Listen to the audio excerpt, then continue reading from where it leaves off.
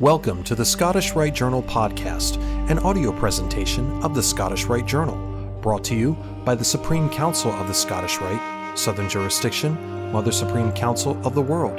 This week's article is Portrait Virtuoso Travis Simpkins' Initiation into Ancient Egyptian Artistry by Lucas M. Walsh, 32nd degree, and comes from the March-April 2023 issue of the Scottish Rite Journal. Illustrious Travis Simpkins, 33rd degree, renowned portrait artist, virtuoso, and illustrator for the Scottish Rite Journal's Chips from the Quarry feature, has been fascinated by ancient Egyptian history and artwork since he was a boy. I've always had an interest in ancient cultures, maintains Illustrious Simpkins.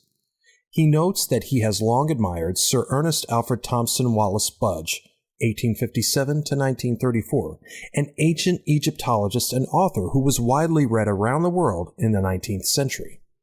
My long-held esteem for E. A. Wallis Budge came full circle in 2020, when a publisher in Spain asked me to contribute a frontispiece portrait of him for its most recent edition of his translation of the ancient Egyptian Book of the Dead. Illustrious Simpkins said, Budge's translation of the Book of the Dead was first published in 1895.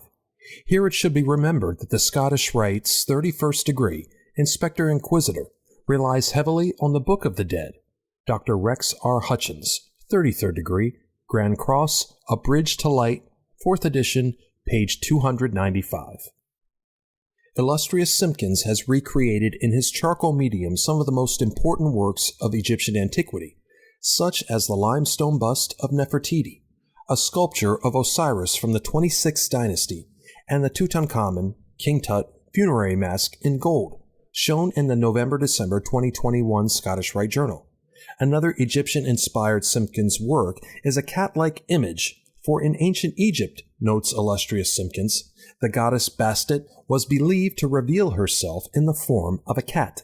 The lore and symbolism of ancient Egyptian culture certainly had significant effects on the development of Freemasonry, especially the Scottish Rite, in which certain perennial concepts concerning the nature of good and evil, right and wrong, life and death are, in some cases, presented to us through the lens of the ancient Egyptian religion. When viewing Illustrious Simpkins' Osiris image, one is reminded that Albert Pike wrote the following in his 18th degree Knight Rose Croix lecture in his seminal Scottish Rite work, Morals and Dogma.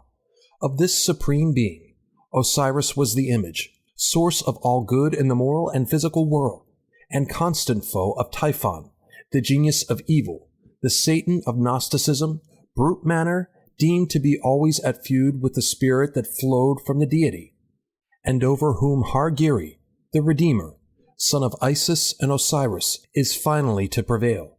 Pike's analysis of the struggle between the forces of good and evil, represented by Osiris and Typhon, renders a clear picture of the symbolic relationship between the Egyptian religious ethos and certain modern Masonic teachings.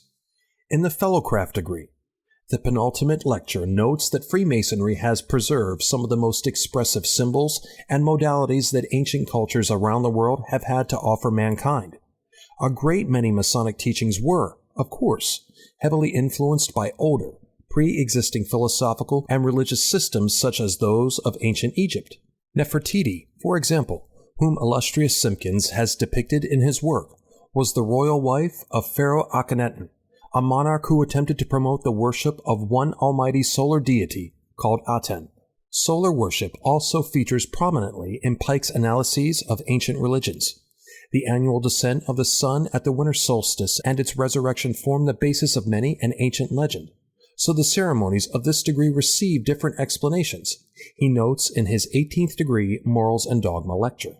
Illustrious Travis Simpkins' love for the history and art of the ancient Egyptians has led him to produce his own rich and enduring contribution to the landscape of creative exploration, and we are proud to feature his work in this issue on Freemasonry and the arts.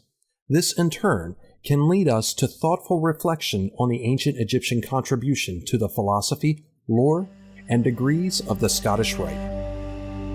Like and share this article, and don't forget to subscribe to the channel.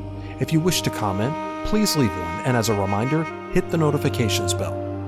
Any accompanying photographs or citations for this article can be found in the corresponding print edition. The Scottish Rite Journal is published by the Supreme Council of the Scottish Rite, Southern Jurisdiction, Mother Supreme Council of the World. Mark Dreisenstock, 32nd degree, KCCH, Managing Editor. I'm your host, Matt Bowers.